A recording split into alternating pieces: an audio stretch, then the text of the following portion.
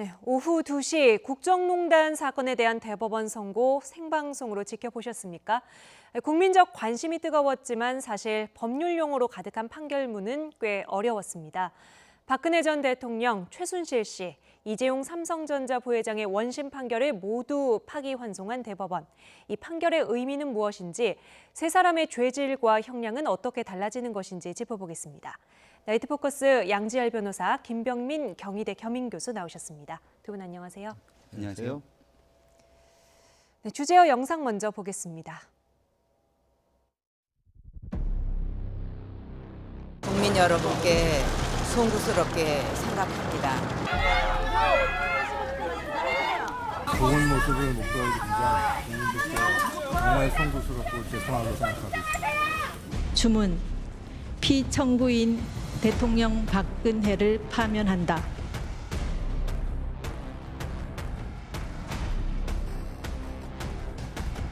우리로부터 부여받은 권한을 함부로 남용해서 국정을 혼란에 빠뜨리는 불행한 일이 반복되지 않도록 하기 위해서라도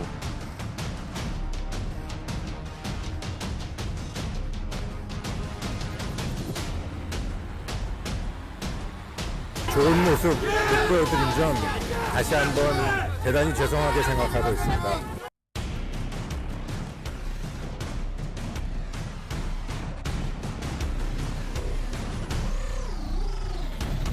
원심 판결 중 유무죄 부분을 포함하여 유죄 부분을 파기하고 이 부분 사건을 서울고등법원에 반송한다. 대법원이 대통령의 요구에 따른 금품 지원에 대하여 뇌물 공여죄를 인정한 것은 다소 아쉽다고 생각됩니다.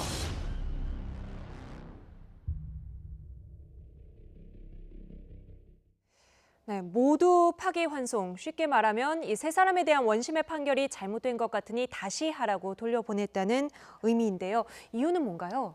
이유가 세 사람 다 조금씩 다릅니다. 이제 박근혜 전 대통령 같은 경우에는 그러니까 실제적 지시, 그러니까 뭐 유죄냐 무죄냐 이게 다투는 부분이 달라진 건 아닌데 네.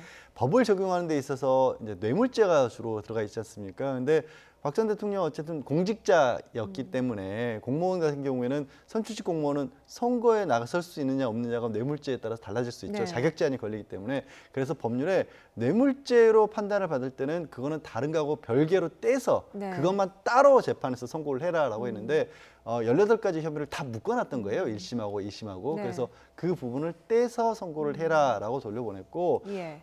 이재용 부회장 같은 경우가 이제 말씀드린 어떤 실체적 진실, 그러니까 유죄 무죄 부분의 판단이 좀 많이 달라진 겁니다. 예. 그러니까 무죄로 했었던 항소심에서 무죄로 했었던 그러니까 저 최순실 쪽에 말을 지원한 부분, 그리고 동계스포츠 영재센터에 16원 가량을 지원한 부분이 항소심에서 무죄였었는데 이 부분을 유죄로 판단해야 한다라는 취지로 돌려보낸 것이고요. 네. 최순실 씨 같은 경우에는 일부 강요죄에 있어서 일부 부분이 이 부분은 강요의 정도까지 보기가 어렵다 해서 그 부분을 따로 떼서 좀 판단을 해라라는 의미에서 돌려보냈기 때문에 네. 파기환송이 다 됐지만 각자의 이유들은 전부 다 달랐습니다.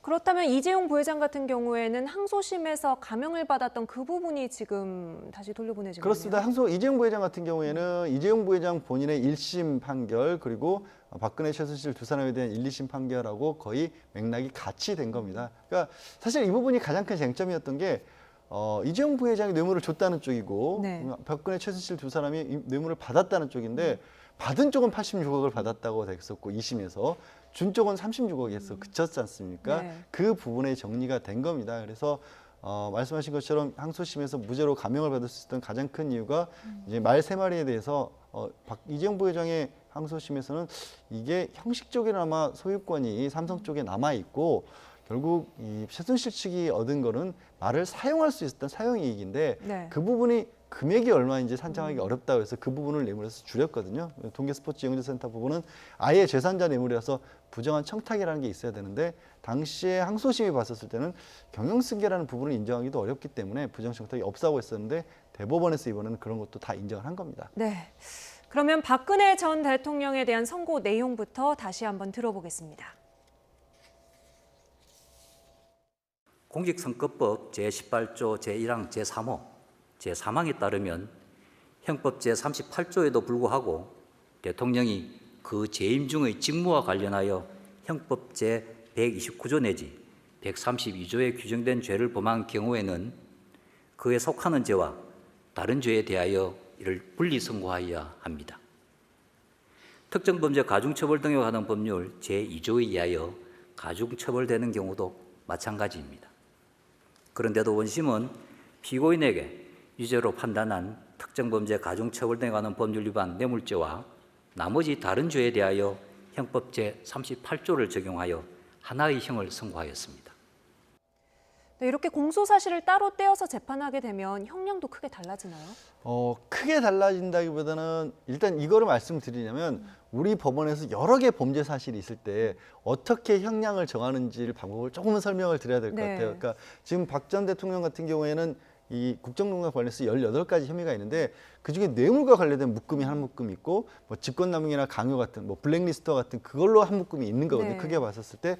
근데 이렇게 여러 개 그것 각각 또 여러 개의 범죄들인데 그렇게 여러 개의 범죄로 기소가 됐을 때 법원이 형을 정하는 기준은 그중에서 가장 무거운 범죄 그거를 하나의 기준점으로 삼습니다. 네. 그래서 거기에 2분의 1 정도를 가중해서 이렇게 처벌을 하는 건데 그러면 한 묶음에서 뇌물죄에서 가장 무거운 걸로 한 묶음을 기준으로 삼아서 하나를 선고를 하고 또 나머지를 가지고 2분의 1 가중한 걸 네. 하나를 선고를 하면 아무래도 전체를 묶었을 때보다는 조금 올라갈 가능성이 네. 좀 높이 생기는 거죠. 그리고 지금 재판이 그럼 계속 진행되는 지금 추세로 가는 거잖아요. 형이 네. 확정되지 않았고 지금 정치권 일각에서는 박근혜 전 대통령에 대한 사면 요구가 나오고 있는데 이렇게 되면 형이 확정되지 않은 상태에서는 사면이 뭐 당장은 이런 요구를 하는 것 자체가 조금 성립이 안 되는 상황이 될 것 같은데요. 오늘 대법원에서 박근혜 전 대통령에 대해서 만약에 확정 판결 선고를 내렸다라면은 그 이후에 박 전 대통령 사면에 관한 논의가 본물 이루듯이 터졌을 가능성이 높은데요. 지금은 일단 변호사님이 설명했던 것처럼 2심 재판부로 파기환송이 된 상태고 다만 박 전 대통령 같은 경우는 분리 선고를 주문한 내용이기 때문에 네. 2심 재판부에서 최종적인 재판 선고까지 그렇게 긴 시간이 걸리지 않을 것 같다는 게 많은 전문가들의 판단입니다. 당초에 정치권에서 박 전 대통령 사면을 논할 때는 한 2가지 정도의 가능성을 봤는데요.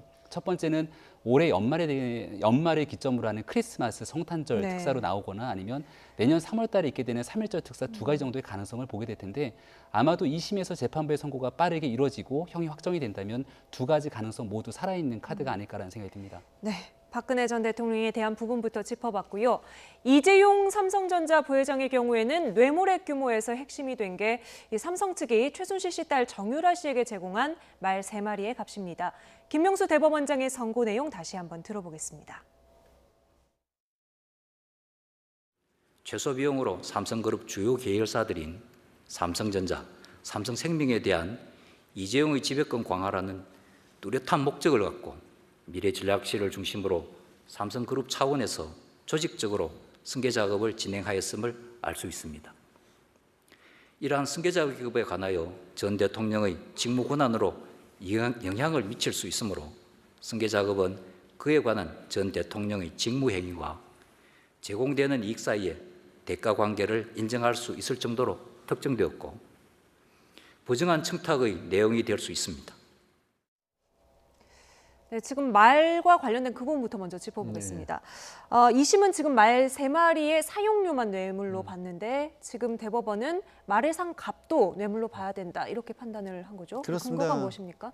일단 2심에서는 이게 말이 그냥 형식적이나마 소유권이 삼성 쪽에 있었고 처분도 소유권이라든가 말 관리에 필요한 패스포트, 말을 처분하는 데 필요한 이런 것들이 삼성이 유보해서 가지고 있었기 때문에 빌려주긴 했지만 완전히 소유권이 넘어갔다고 보기는 어렵다라고 봤었는데 대법원이 다시 들여다보아야 하면 2015년 11월 15일 이후 최순실 측에서 말을 원래 우리 쪽에서 사주기로 해놓고 왜 삼성이 지금 소유권을 유보해 놨느냐라는 식으로 굉장히 강력하게 항의를 했고 네. 그날 이후로 그래서 삼성 측에서 그런 권리들을 다 포기했다라는 겁니다. 그러니까 심지어 말 3개 중에 3마리 중에서 2마리 같은 경우에는 삼성 내부적으로도 관리할 수 있는 자산 범위에서 아예 뺐다라는 거예요. 그러면 그리고 삼성 최순실에게 어떻게 얘기를 했냐면 앞으로 그런 뭐 취지대로 다 뜻대로 해주겠다라는 식으로 또 주고받은 문자 메시지 같은 것도 나왔거든요. 네. 그러면 사실 말은 우리 법적으로 봤을 때 우리가 동산, 부동산으로 재산을 나누잖아요. 동산에 해당하는 거예요. 네. 그리고 동산에 대해서 누가 소유권이 있냐는 건 그냥 손에 들고 있는 사람이 소유권이 있는다라고 보고 있거든요. 네. 거기에 더해서 사실상 최순실 씨가 말 3마리 중에 1마리는 자기가 삼성이 반대했는데도 불구하고 임의로 다른 말로 또 바꾸기도 했거든요. 그런 걸로 봤었을 때는 이게 실질적인 처분권이 이 최순실 씨가 있었다 그러니까 이 소유권을 법적으로 형식적으로 따질 필요 없이 아예 전체가 다 뇌물로 들어갔다라고 보는 게 맞다라고 대법원 판단한 겁니다. 네. 그리고 동계 스포츠 영재센터에 삼성 측이 제공한 돈 16억 원도 역시 대가가 있는, 그러니까 경영권 승계 작업의 일환이었다고 지금 대법원은 판단하고 있는 거죠. 그렇습니다. 그게 이제 동계 스포츠 영재센터의 경우는 구조가 조금 달라져요. 최순실 씨나 박 전 대통령이 직접 받은 게 아니고 제3자라는 동계 스포츠 영재센터가 가져간 거 아니겠습니까? 그러다 보니까 그걸 하기 위해서 부정 청탁이 있어야 되는 거고 대가 관계가 또 필요한 건데 경영승계라는 현안이 여기서 인정을 한 겁니다. 그러니까 조금 전에 김명수 대법원장 목소리를 들으셨지만 당시에 삼성은 최소한의 비용으로 이 어떻게 보면 이재용 부회장에게 경영권을 넘겨줄 필요가 있었다. 그리고 여기서 대법원 판결에서 적시를 하지 않았지만 제일모직하고 삼성물산하고 합병 작업이라는 게 이루어졌지 않습니까? 그런 작업을 하는데 대통령의 권한으로 도와줄 수 있었다라는 겁니다. 네. 그렇기 때문에 이재용 부회장과 박근혜 전 대통령이 개별적으로 하나하나의 현안을 가지고 일일이 주고받은 건 아니지만 전체 큰 그림에서 봤었을 때는 명백한 대가 관계가 있었고 두 사람이 만난 사이에서 부정한 청탁도 이루어졌다고 보는 게 맞다라는 판단한 겁니다. 네. 자, 결과적으로 이재용 부회장의 뇌물 액수가 50억 원이 늘었습니다. 이렇게 되면 횡령액이 50억 원을 넘게 되고요. 형량에도 결정적인 영향을 미치게 된다는데 좀 알기 쉽게 좀 설명을 해주시죠. 이게 이제 뇌물죄에 있어서 뇌물을 준 사람은 사실은 액수가 아무리 높아진다고 해도 형량이 크게 달라지진 않습니다. 받는 쪽은 굉장히 많이 달라지는데, 그런데 이재용 부회장 같은 경우에 특수한 사항이 이게 자기 주머니에서 돈을 빼서 뇌물로 준 게 아니라 삼성 돈을 가지고 뇌물을 준 거예요. 그러다 보니까 회사 돈을 부정한 목적으로 해서 임으로 빼내면 횡령이 되는 거 아니겠습니까? 그런데 횡령죄는 50억 원이 넘어갈 경우에 특정경제범죄 가중처벌에 관한 법률을 적용을 해서 법정형 자체가 5년 이상입니다. 그러니까 가장 낮게 선고를 해도 5년이라는 겁니다. 거기서부터 무기징역까지 있지만, 그러니까 이 집행유예라고 하는 거는 기본적으로 3년 이하의 형을 선고할 때 이 집행유예가 가능한데 애초에 법정형이 5년부터 시작을 하니까 물론 그 경우에도 이론적으로 아예 여지가 없다 이런 건 아닙니다만 원칙적으로는 사실 불가능해진 셈이죠. 네, 그러니까 실형 가능성이 지금 상당히 높아졌다. 많이 높아졌습니다. 삼성으로서는 굉장히 불안한 상황이 됐을 텐데 집행유예를 받을 여지라든지 이런 것들 타진해 본다면 어떤 것들이 있겠습니까? 장량 감경을 통해서 아주 일부의 가능성으로 따지고 봤을 때 집행유예가 선고될 수 있는 여지가 아예 없지는 않다라는 판단이 들기도 하는데요. 하지만 실제로 앞서 설명했던 것처럼 특가법상 이미 뇌물이 50억이 넘는 상황이기 때문에 여기에 대해서 2심에 선고됐던 것처럼 집행유예를 선고받기보다는 실형을 살 수 있는 가능성이 조금 높지 않는가라고 판단이 되고, 다만 이재용 부회장 같은 경우는 이미 실형이 선고돼서 어느 정도의 기간 동안 수감 생활을 한 상황이지 않습니까? 이런 부분들과 여러 가지 내용들을 바탕으로 2심 다시 항소심으로 넘어가서 어떻게 이 내용을 다투게 될지 여부가 앞으로 핵심 쟁점으로 남아있지 않는가 싶습니다. 네. 이 경영권 승계를 위한 부정한 청탁이 있었다. 대법원이 이렇게 판단한 것이 삼성 바이오로직스 회계 사기 사건에도 영향을 미칠 거라고 하는데요. 두 사건은 또 어떻게 연결이 되는 건가요? 앞서 말씀드린 것 같이 지금 드러나서 있는 부분이 삼성물산하고 제일모직의 합병 부분이었지 않습니까? 그게 이제 이재용 부회장의 경영권 승계에 굉장히 결정적인 역할을 한 것인데, 근데 사실 그렇게 하기 위해서 삼성바이오의 가치를 이제 조작을 했다라는 게 지금 받고 있는 분식회계 사건 아니겠습니까? 그러면 왜 만약에 삼성바이오의 어떤 분식회계가 사실로 드러나서 그 부분이 문제가 된다고 한다면 이유가 필요할 거 아니겠어요? 근데 목적이라는 게 지금 경영권 승계라고 하는 목적이 있었다는 부분이 대법원에서 선제적으로 인정이 된 셈이 되는 겁니다. 그래서 앞으로 검찰에서 수사를 통해서 이 부분을 기소할 때 있어서는 대법원에서 이미 판단한 경영권 승계라는 논리를 그대로 동기로 가져다 쓸 수가 있는 것들죠. 이걸 사실 입증하는 것 자체가 굉장히 어려운 일인데 대법원에서 이미 실체적 판단을 했기 때문에 대법원 판결문 그대로를 가져다 주게 되면 승계 작업을 위해서 이런 행동을 했었다라는 게 논리를 맞추기가 굉장히 쉬워진 셈입니다. 네. 그러니까 삼성으로서는 가장 피하고 싶은 결과를 오늘 받았습니다. 이재용 부회장 변호인단의 입장 들어보겠습니다.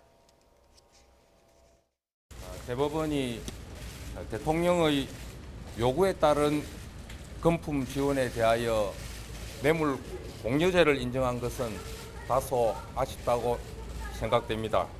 또 이번 대법원 판결은 다음과 같은 점들에 대해서 의미가 있다고 생각합니다. 하나는 형이 가장 무거운 재산 후계 도피죄와 뇌물 액수가 가장 큰 재단 관련 뇌물죄에 대하여 무죄를 확정하였다는 것입니다. 그리고 다른 하나는 삼성은 어떠한 특혜를 취득하지도 않았음을 인정하였다는 것입니다. 네, 재산 국외 도피 혐의를 무죄로 판단한 부분에 의미가 있다라고 평가했습니다.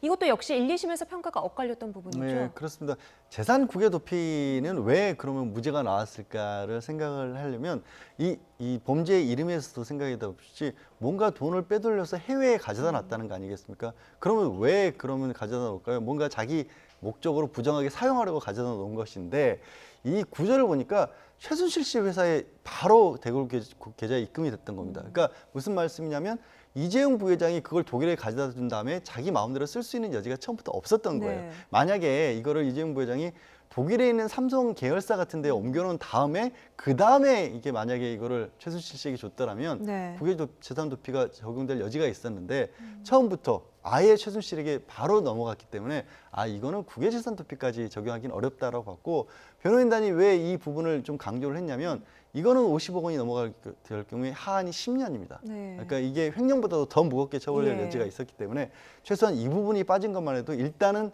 그래도 우리로서는 안심할 수 있는 부분이다라는 얘기를 한 겁니다. 일단 안도의 한숨을 쉰 부분입니다.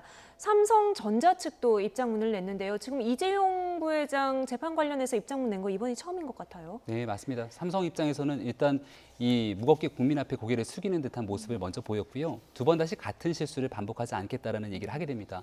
그리고 지금 나오고 있는 것은 일본의 경제보복 조치로 삼성이라고 하는 기업이 굉장히 큰 위기에 처해져 있기 때문에 네. 이러한 위기를 극복하고 국가 경제 이바지하기 위해서 성원을 부탁한다고 얘기를 하고 있는데요. 네. 아마 2심 재판부로 다시 돌아가서 이 형량에 대한 다툼을 하는 과정 속에서 이 오너 리스크가 삼성에게 가지고 오는 위기가 결국 국가 경제에 대한 위기 뭐 이런 내용들을 바탕으로 여러 가지 국민 그리고 재판부에 흡수하는 전략을 가져가려는 것은 아닌가 생각이 됩니다. 네, 비슷한 분위기가 지금 재계 전반적으로 오늘 좀 재계 단체들을 통해서 나온 것 같아요. 정경련을 비롯해서 지금 사실 대한민국 경제가 굉장히 좋지 않고요. 앞서 설명드렸던 것처럼 일본의 경제보복 조치에 따라서 가장 큰 피해를 입게 되는 곳 중에 하나가 일단은 삼성전자라고 볼 수 있고 이것이 단순히 삼성에 대한 문제라기보다는 그동안 아주 오랫동안 있어왔던 정경유착의 낡은 관행 때문에 이어진 것 아니겠습니까? 네. 삼성이 2심 재판부에서 아마 흡수하게 되는 전략 중에 하나는 삼성이 적극적인 뇌물 공여를 했다라기보다는 박근혜 전 대통령이 이끌고 있던 정부 속에서 최순실 등으로 인한 여러 가지 강요나 압박에 못 이겨서 소극적인 뇌물을 준 것이 아닌가라고 이야기를 하는 과정들을 거치지 않을까 싶고요. 그럼에도 불구하고 지금 작금에 처해져 있는 경제적 위기를 돌파하기 위해서 여러 가지 형량의 참작을 했으면 좋겠다라고 하는 전략을 필 것 같다는 생각입니다. 네, 김병민 교수가 지금 예상하신 삼성의 전략, 파기환송심에서 어느 정도나 참작이나 뭐 재판부 설득이 되겠습니까? 지금 나오는 얘기는요. 일단 생각해 볼 수 있는 부분 그리고 더해서 이제 대법원에서 이번에 판결을 하면서도 별개 의견으로 나온 부분들을 좀 참고를 한 것으로 보여요. 그래서 이게 어쨌든 적극적으로 우리가 공유한 건 아니다. 하지만 사실 소극적으로 그러니까 공무원이 설령 요구를 해서 줬다고 할지라도 이 부분이 뇌물의 성격에는 변함이 없다는 게 대법원의 기존 입장이거든요. 네. 그래서 그렇게 가능성이 커 보이진 않습니다. 그러나 다만 어쨌든 경영승계라고 하는 현안이 있었다고 하지만 삼성 측에서는 실제로 박 전 대통령에게 특혜를 받은 건 네. 없다라는 부분까지 또 같이 주장을 할 것으로 보여요. 거기에 더해서 조금 전에 얘기하신 어떤 삼성이 처하고 있는 입장 같은 부분들이 지금은 사실상은 기업인의 국가 경제에 기여했다는 이유만으로 장량감경해주는 경우가 거의 사라지긴 했습니다만 현재 이제 대한민국이 처하고 있는 상황이 좀 특수한 상황이지 않습니까? 지금 일본의 경제 네. 보복이라는 부분이 가장 직격탄을 맞은 부분이 삼성 반도체 부분이기 때문에 그런 부분까지 이제 양형에서 고려해 달라는 것까지 종합적으로 다 주장을 하지 않을까 싶습니다. 네, 이 확정 판결 시점이 앞서서 사면 움직임과도 연결이 될 거라고 말씀을 하셨는데 통상 어느 정도나 시간이 걸리나요? 사실 박 전 대통령에 대해서는 이 항소심 2심에서 재판부의 의지만 있으면 정말 빠른 시일 내에 한두 달 안에도 가능합니다. 왜냐하면 재판이라고 하는 게 사실을 확정지어서 유죄나 무죄냐를 판단하는 부분이 있고 네. 이게 유죄라고 판단했을 때 그다음에 얼마만큼을 형량을 선고할 것인데 지금 항소심은 이미 그 작업이 다 끝난 상태예요. 예. 그러니까 글자 그대로 산술적으로 이거를 하나로 묶어서 했을 때요. 사건만 두 분리해서. 개로 나눠서 했을 때 계산만 하면 되는 거기 때문에 굉장히 빨리 끝날 수 있는데 이재용 부회장 사건 같은 경우에는 글쎄요. 2심 판단에서도 6개월 1년 그리고 또 재상고할 수 있기 때문에 지금으로서는 시간이 상당히 많이 남아 있다고 말씀드릴 수 있습니다. 네, 오늘 윤석열 검찰총장도 기자들한테 그 메시지를 보냈어요. 대법원 판단에 대한 입장을 내놓은 건데 네. 총장이 이렇게 메시지를 발표하는 것이 일반적이진 않은데요. 검찰총장이기도 하지만 사실은 박영수 특검에서 특별수사팀장을 맡아서 이 사건에 대한 수사를 총괄하지 않았습니까? 네. 아마도 박 전 대통령 사건에 대한 국정농단에서 윤석열 총장은 빼놓을 수 없는 인물인 것 같고요. 국정농단 심사에 중대한 불법이 있었다는 사실이 확인된 점이 큰 의미라고 합니다. 근데 공교롭게도 지금 현재 살아있는 권력을 향해서도 윤석열 총장이 수사를 진행하고 있는데 이런 여러 가지 측면에서 바라보건대 박 전 대통령에게 제기된 형에 대해서 물론 파기환송이 됐습니다만은 거의 대부분의 형이 확정됐다라고 봐도 무방한 상태이기 때문에 이러한 내용들이 그대로 살아있는 권력 그리고 지금 현재의 공직자들 여러 사람들에게 그대로 돌아갈 수 있다는 점까지 여러 가지 생각해볼 거리들을 던져준 게 아닌가 싶습니다. 네.